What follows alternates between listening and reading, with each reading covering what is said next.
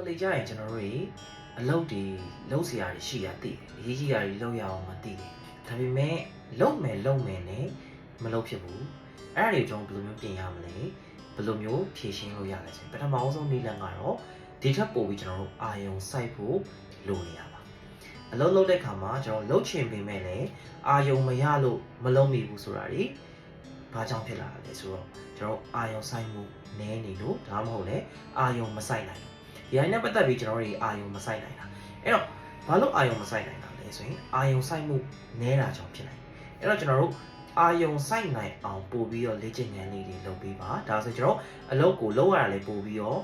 ဉာဏ်လာလိမ့်မယ်တခါလေကြာရင်ကျွန်တော်လုပ်ရတာမလုပ်ချင်လို့ဆိုတော့ဘာလို့လဲဆိုတော့အလုပ်တစ်ခုလုပ်ရတာကြာတယ်အာယုံလည်းသိမ့်မရအောင်ဆိုတာဒီအာယုံမစိုက်နိုင်လို့ဖြစ်တာပေါ့နော်ဒါကြောင့်ကျွန်တော်အာယုံစိုက်တာကိုလည်းလွယ်ကြီးချက်ချင်းငါအာယုံစိုက်ပြီးလုပ်မယ်ဆိုပြီးချက်ချင်းလုပ်လို့ရတာမဟုတ်ဘူးအာယုံစိုက်ဖို့လိုအပ်တဲ့လေ့ကျင့်ခန်းလေးတွေလည်းဒါလုပ်ပေးဖို့ဥပမာအဖြစ်ဒါ meditation လုပ်တာစသဖြင့် mindfulness နဲ့ပတ်သက်ပြီးတော့လုပ်တဲ့ဟာတွေမျိုးဆိုရင်ဒါပို့ပြီးတော့ကိုယ့်ရဲ့တတိအသိနဲ့ပတ်သက်ပြီးပို့ပြီးအာယုံစိုက်နိုင်တယ်ပိုကောင်းတယ်ပေါ့နော်အဲ့တော့အဲ့လိုမျိုးလေ့ကျင့်ခန်းလေးတွေလုပ်လို့ရတယ်နောက်တစ်ခုကကြောင့်ကျွန်တော်အလုပ်တွေကိုပ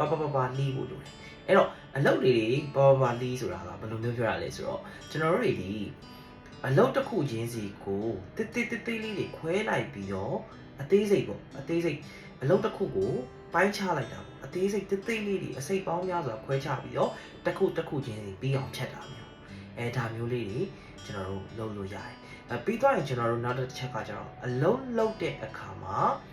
နှစ်ခုတစ်ပြိုင်တည်းမလုပ်နဲ့ဒါကြောင့်အလုပ်တွေလုပ်တဲ့အခါမှာတချို့တွေကတစ်ချိန်တည်းမှာပဲအလုပ်နှစ်ခုပြီးအောင်လုပ်တာ multitasking တွေလုပ်ကြတာမျိုးပေါ့နော်အဲ့လိုမျိုးလုပ်ချင်းကလည်းကျွန်တော်ဘာဖြစ်လဲဆိုတော့ကိုယ့်ရဲ့အလုပ်စွမ်းဆောင်ရည်တွေပါ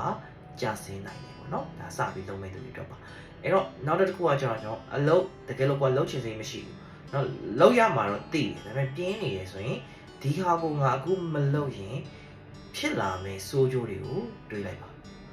အဲ့တော့အဲ့လိုမျိုးအကျင့်လေးတွေနဲ့ကျွန်တော်နည်းနည်းချင်းစီကိုကပြုတ်ပြင်ပြောင်းလဲသွားတဲ့အခါမှာနောက်ဆိုရင်တဖြည်းဖြည်းနဲ့အလုပ်လုပ်ရတာပို့ပြီးတော့အာရုံစိုက်နိုင်ပါမယ်ပို့ပြီးတော့အလုပ်တွေကိုမပြတ်စတမ်းပေါ့နော်စင်ကြယ်မပေးဘဲနဲ့လုပ်နိုင်သွားပါလိမ့်မယ်အားလုံးကို ADS online class ကနေပြီးတော့ကျေးဇူးများတင်ရှိပါတယ်ခင်ဗျာ